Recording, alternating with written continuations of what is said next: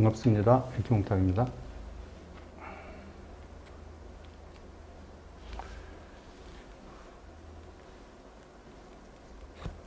제가 오늘 잡은 제목은요, CSR과 ESG와 Sustainable Society라고 제목을 잡았고요. 앞에 팀장님과 이사님께서 이제 개념에 대해서 아주 명확히 정의를 내려주셨기 때문에 그 부분에는 두 분의 말씀을 많이 참조하시면 될 것 같고요. 저는 해오던 일이 커뮤니케이션이었기 때문에 각 기업의 입장보다는 기업이 소비자들과 이러한 중요한 키워드들을 어떤 식으로 커뮤니케이션 할 것인가, 그러니까 수용자 입장에서 좀 더 생각을 해주시면 좋겠습니다. 자, 기업은 지금 이 시대에 저는 2021년 올해가 포스트 코비드 19 이제 원년이라고 생각하는데, 그러다 보니까 기업이 이제 뉴 노멀에 대한 이제 고민을 하게 되겠죠. 그래서 코로나19 이후에 재편될 이런 새로운 세상에서 어떠한 새로운 이코시스템을 만들 것인가를 이제 고민을 하게 됩니다. 그것의 키워드는 저는 지속 가능이 될 거라고 생각하고요. 이미 많은 사람들이, 일반인들이 코로나를 겪으면서 더 이상 이 세상이 지속 가능하지 않을 수도 있겠구나라는 것을 자연스럽게 각인을 하게 됐습니다. 그러니까 지속 가능성이라는 것을 더 이상 교육할 필요가 없어졌다는 내용이고요.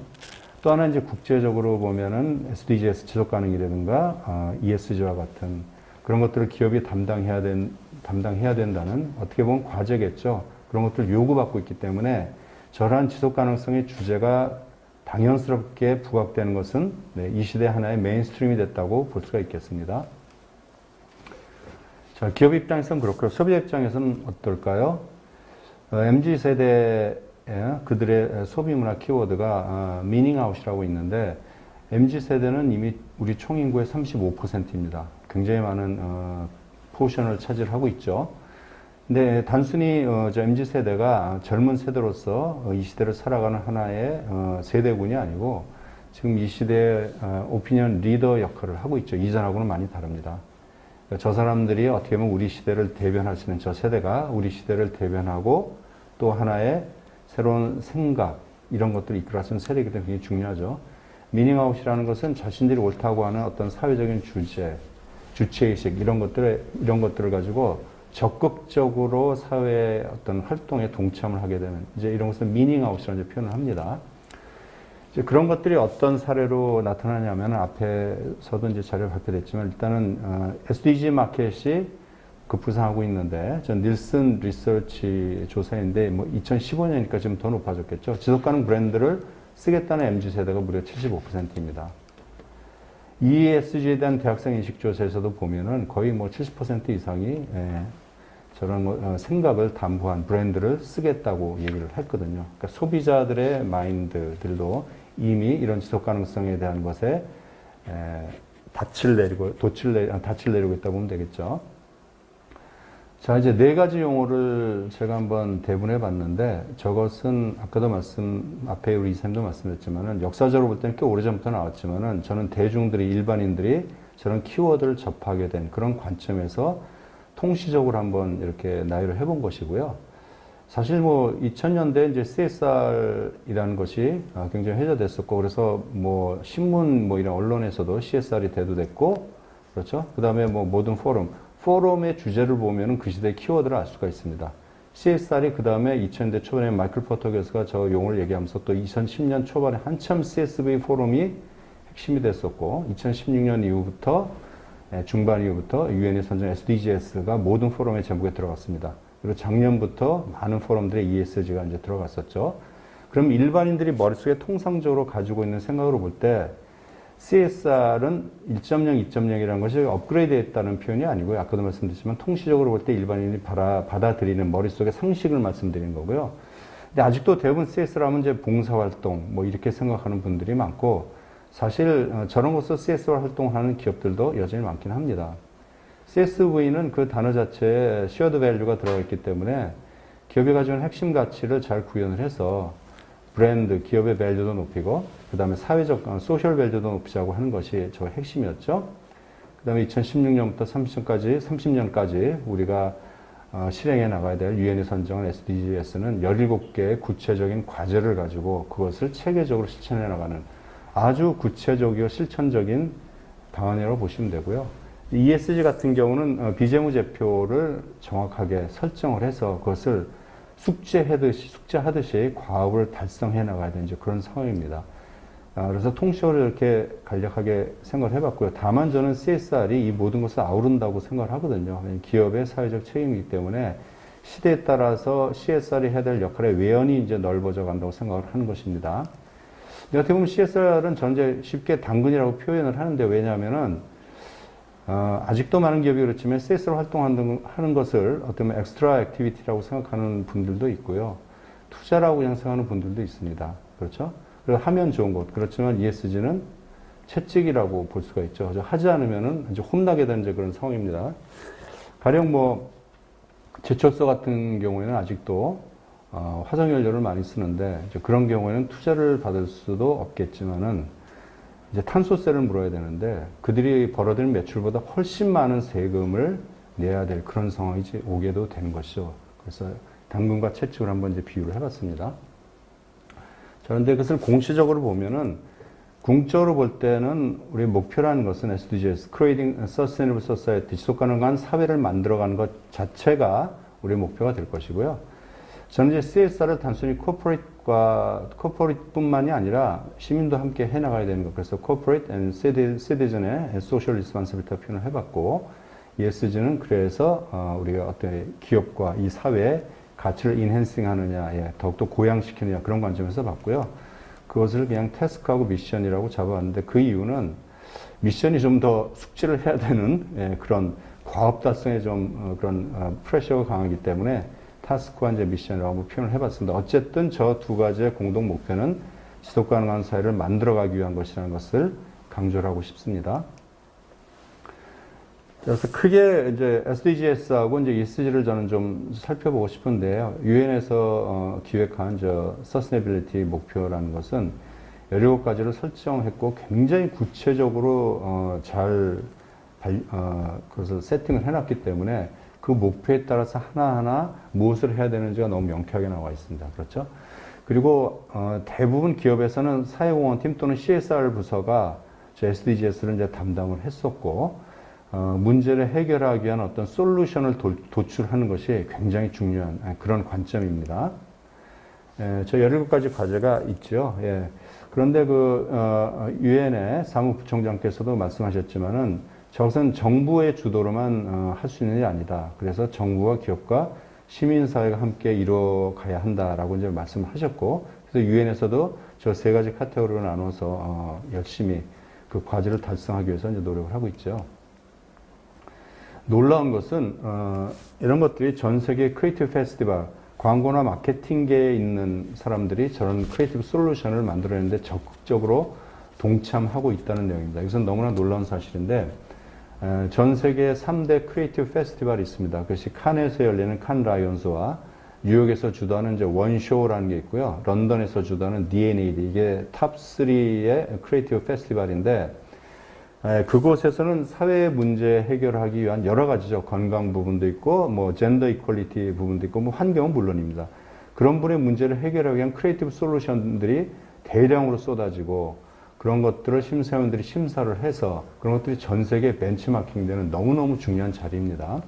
근데 2016년 칸 라이온스에서 세미나에 반기문 총장께서 등장하셨어요. 모든 사람들이 의아했죠. 왜 크리에이티브 페스티벌에 우리 총장님이 등장하셨지? 근데 그 자리에는 전 세계 광고 마케팅계를 리딩하는 6개 홀딩 컴퍼니의 회장들이 나온 자리였습니다. 쉽게 말씀드리면은 광고 마케팅계의 주커버그, 앨런 머스크, 그다음에 아마존 회장, 이런 사람들이 나온 자리라고 생각하시면 됩니다. 사실 어떻게 보면 불가능한 자리죠. 근데 저 자리는 어떤 자리였냐면, 반기문 총장께서 17가지 유엔의 추가하는 발전 목표를 얘기를 하고, 여러분들의 크리에이티브 회사에서 그에 대한 솔루션을 만들어 달라고 요청하고 약속을 하는 자리였습니다. 어떻게 보면 조인식 같은 거였죠. 굉장히 의미가 깊은 그런 자리였습니다. 그러니까 전 세계적으로 크리에이터들을 지원하고 응원하면서 사회 문제를 해결해 달라고 하는 것은 굉장히 하나의 저는 새로운 이 시대의 터닝 포인트가 됐다고 이제 생각을 하고요. 그래서 그 결과 가시적인 것이 2012년 작년에 아까 말씀드린 뉴욕의 원쇼 페스티벌에서 바로 저 SDGs 자체를 하나의 카테고리로 만들어서 사회 문제를 해결하는 크리에이티브 솔루션을 제안을 받고 저것을 심사를 했습니다. 제가 1회 대회 때 명예롭게도 심사위원으로 초청을 받았는데 제가 너무너무 공부가 됐던 것이 한 300편 정도 되는 작품을 제가 이제 심사를 했거든요. 이제 그러다 보면은 전 세계에서 내놓은 크리에이티브 솔루션을 한눈에 파악을 하게 되겠죠. 그래서 이런 식으로 이런 문제점이 있고 그런 문제가 어떻게 크리에이티브한 이런 솔루션이 나왔는가를 제가 경험하게 된 너무너무 좋은 기회였고 그 중에서 이제 두 작품을 요 뒤에 제가 한번 사례로 보여드리겠습니다.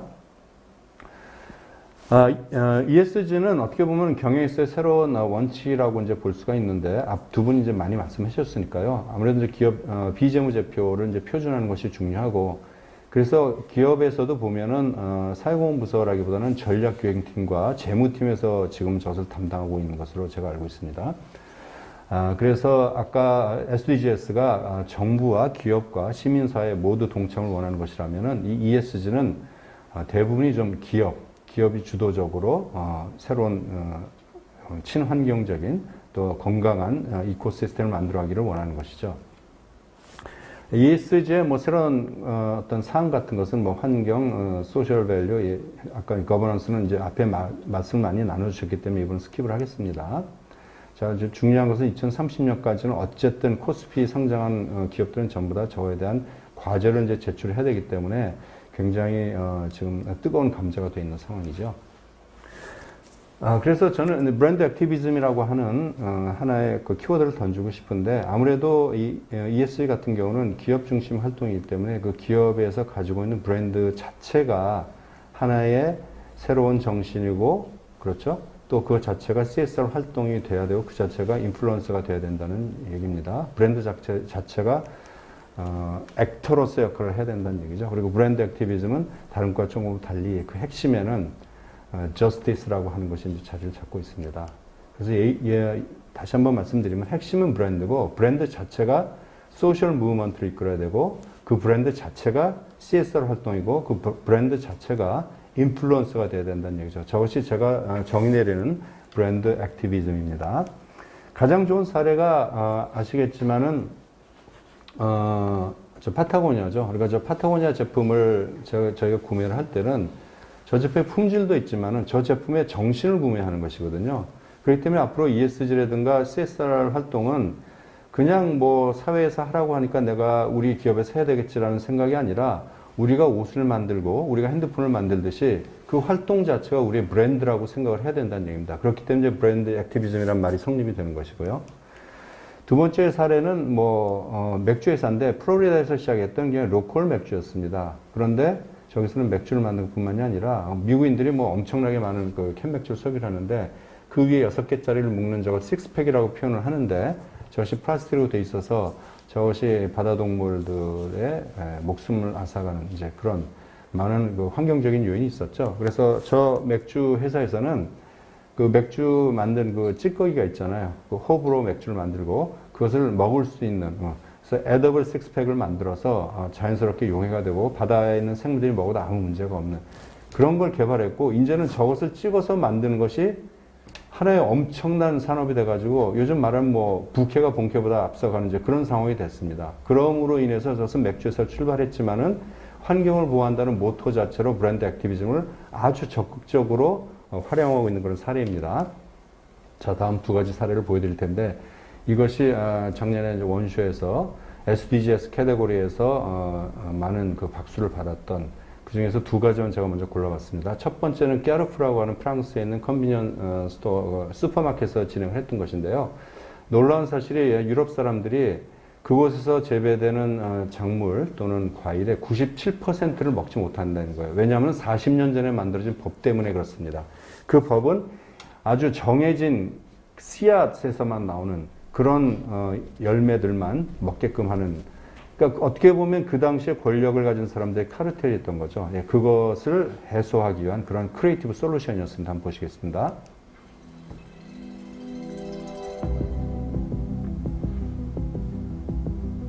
These seeds can grow healthier and tastier varieties of cereals, fruits and vegetables, but they are illegal, as are 97% of varieties. Why? Because in Europe and almost all over the world, the official catalogue of authorised species dictates which seeds are eligible for sale and cultivation. This is the law, and any infringement is sanctioned by heavy fines. Oddly enough, almost all the authorised species belong to the agrochemical industry, hybrid and pesticide-resistant seeds developed in laboratories. A lucrative deal for them, a disaster for taste and biodiversity. To change the law, Carrefour, the French food retailer and leader in Europe, has decided to defy the law. Carrefour presents the Black Supermarket. Illegal black markets in our supermarkets. To make consumers discover these illegal varieties and sell the illegal products grown from the 네, 그래서 캐르포에서는 블랙 슈퍼마켓이라고 해서 저런 씨앗으로 재배된 작물들을 판매하는 것은 불법이거든요. 그러니까 어떻게 보면 저런 장을 열었다는 것은 형사고소감인데 용감하게 그런 불법 씨앗으로 만들어진 작물들을 판매한 블랙 슈퍼마켓을 열었고 저것이 여론을 형성해서 결국은 그 악법을 폐기하는 새로운 법이 만들어진 법 자체를 바꾸는 그런 활동을 하게 된 경우였습니다. 두 번째 사례는 탄소 배출에 관련된 것이고요. 크레딧 카드를 새로 만들었는데 우리가 탄소 발자국 얘기를 하는데 사실 일반 사람들이 자기가 얼만큼 탄소를 배출했는가 하는 것은 어떤 물건을 구매를 했냐에 따라서 알려질 수가 있잖아요. 그래서 그것을 통해서 내가 구매한 것들에 대한 탄소 배출량이 자동으로 산정이 되어서 정해진 부분 이상의 탄소 배출을 하게 되는 구매를 하게 되면은 그 크레딧 카드를 사용할 수가 없는 거기서 정지가 되는 그런 카드를 이제 만들어서 그래서 이제 블랙 카드라고 얘기를 했고 원래 이제 블랙 카드라고 하면은 최고급 프리미엄 카드로서 엄청난 혜택이 많은 것인데 이것은 그러한 개념을 어떻게 했습니까? 살짝 트위스트를 했죠. 그래서 건강한 구매를 할 수 있도록 탄소 배출을 적게 할 수 있는 구매를 할 수 있도록 하는 그런 카드 자체를 만들었다는 것 이것이 그것의 새로움이었습니다. 그래서 클라이밋 액션이라고 하는 그 유엔의 발전 가능 목표를 핀테크로서 활용했던 그런 이제 사례였습니다. 이 두 가지가 굉장히 많은 호응을 작년 이제 받았었고요. 자, 이제 마지막 장표입니다. 이제 그러다 보니까 한마디로 얘기를 하면은 지금까지는 제품이 퀄리티가 좋은 제품이라든가 기업 이런 생각이 강했고, 그렇죠? 그런 쪽에 일반인들이 소비자들이 박수를 보냈다면 이제는 품질이 좋아야 되는 건 기본이죠. 생각이 착한 기업과 상품 이런 것들을 만들어야 되는 것이 이 시대의 이제 사명이 된 그런 상황입니다. 감사합니다.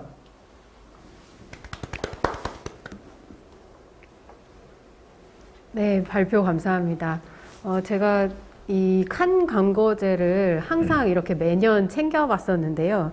그 광고가 주는 효과가 엄청나더라고요. 왜냐하면 말로 이렇고 저렇고 이렇게 길게 설명하는 것보다 임팩트 있는 광고를 통해서 그 메시지를 전달할 때 그 메시지가 얼마나 큰 힘을 갖는지를 광고제를 통해서 많이 경험을 했었는데 오늘 그 크리에이티브 관점에서 발표를 좀 해주셨고요. 수용자 입장에서 그리고 정부, 기업, 시민사회가 어떻게 연계되어서 활동을 해야 되는지 그리고 브랜드 액티비즘으로 말씀을 해주셨습니다. 근데 제가 사실은 CPO님한테 기대하는 부분은 이 ESG건 CSR이건 정말 잘 실행하기 위해서는 이 커뮤니케이터와 크리에이티브 하시는 분들이 크리에이터가 굉장히 중요한 것 같아요. 그래서 이거를 기업 전체에 내재화할 때도 중요하고 대외적으로 이제 메시지를 얘기할 때도 이분들의 역할이 굉장히 중요할 것 같아서 앞으로 이걸 더더욱 이분들의 역할을 기대하고 있습니다. 그래서 이번에도 이제 사전 질문을 좀 드릴 텐데요. JYP 엔터테인먼트 김미경님께서 질문을 주셨어요. ESG 열풍이라고는 하지만 기업마다 ESG에 대한 온도차가 있습니다. CSR 사회공헌이 ESG와 함께 나아가야 할 방안에 대해서 조언을 부탁드립니다. 라고 해주셨습니다. 굉장히 어려운 질문인데요. 앞에 계신 두 분이 더 대답을 잘 하실 것 같은데 아까도 얘기했지만은 CSR, ESG가 다른 건 아니고요. CSR이 담당해야 될 하나의 새로운 잣대가 저는 그냥 생겼다고 보는 거거든요. 근데 ESG는 좀 더 그것이 이제 구체화되는 것이기 때문에 그것은 뭐 해볼까 아닐까 이런 개념이 아니라 이미 메인스트림이 되었고 그것을 하지 않으면 안 되는 상황이 도래했습니다. 왜 그러냐면 지금 이 지구 생태계, 사회 생태계를 망치는 거는 외계인이 아니라 인간이잖아요. 인간이 문제를 제기했으니까 인간이 풀어야 된다는 것이죠.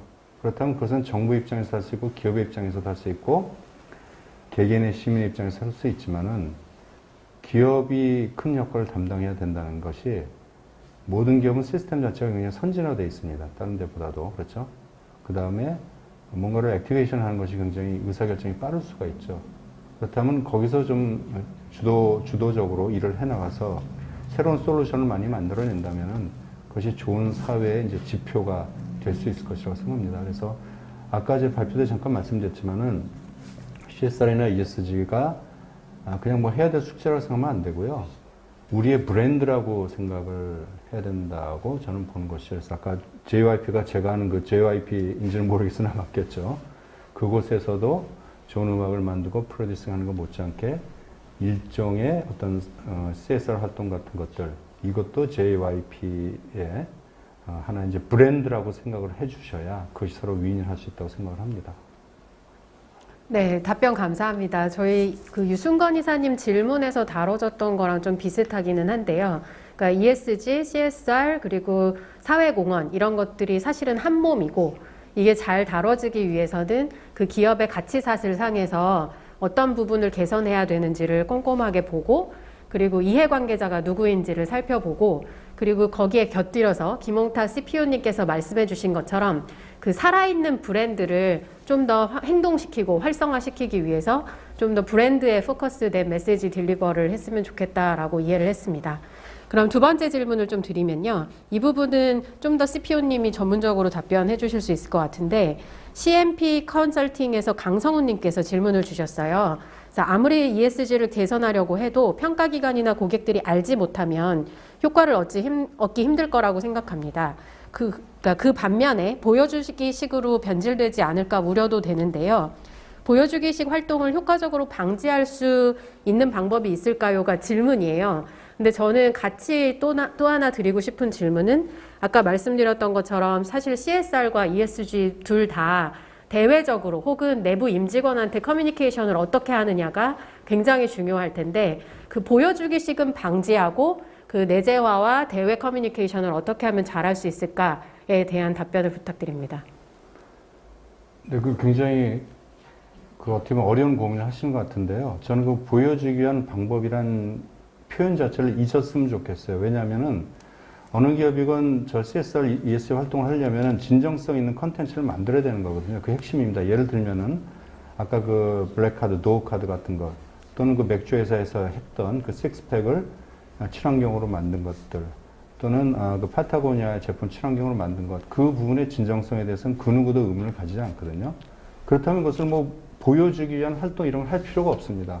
그거 자체가 PR 밸류를 가지고 있기 때문이죠. 그래서 그것을 걱정하시기에 앞서서 각 기업에서는 우리의 코어 밸류에 맞는 정말 진정한 크리에이티브 솔루션을 어떤 식으로 환경을 위한 이 지구를 위한 생태를 위한 솔루션을 만들 것인가를 진심으로 고민하셔야 된다는 거고요. 숙제라고 생각하시면 안 되고요. 브랜드라고 해서 계속 말씀을 드리는 겁니다. 그리고 하나를 더 첨부를 한다면 그런 걸 하는 데 있어서 처음부터 이런 커뮤니케이션 했던 분들을 함께 동참을 시키면 좋을 것 같아요. 그러니까 예를 들면 이제 광고도 이렇습니다. 이전에 보면은 어떤 제품이 만들어지면은 그 제품에 대해서 전달될 메시지까지 만들어지고 이게 광고회사로 오잖아요. 그럼 광고회사 커뮤니케이터들이 할 수 있는 운신의 폭이 굉장히 좁습니다. 그러나 가령 그 제품을 개발할 때부터 커뮤니케이터들을 거기다가 함께 동참을 시키면은 그 제품이나 서비스가 만들어질 때부터 거기에 수많은 스토리텔링이 이미 만들어지거든요. 그럼 그거를 가지고 우리가 커뮤니케이션을 하면 된다는 얘기죠. 마찬가지로 CSR이나 ESG 플랫폼을 만드는 것 역시 그런 활동이 전방위적인 활동이 펼쳐진다면은 정말 훌륭한 진정성이 담긴 그 활동 자체가 브랜드가 될 수 있는 그런 상황이 올 수 있지 않을까 생각을 합니다. 네, 그 CPO님 말씀 들으면서 사뭇 깜짝 놀랐는데요. 왜냐면 제가 글로벌에서 가이드 받았던 두 가지를 지금 딱 말씀해 주셨어요. 그러니까 CSR을 진짜 잘하면 그 진정성 있는 활동이 우리가 굳이 뭐 미디어 자료를 뿌리지 않아도 저절로 소문이 난다. 우리의 목표는 그렇게 홍보를 하는 거다라고 이야기를 해주셨었고요.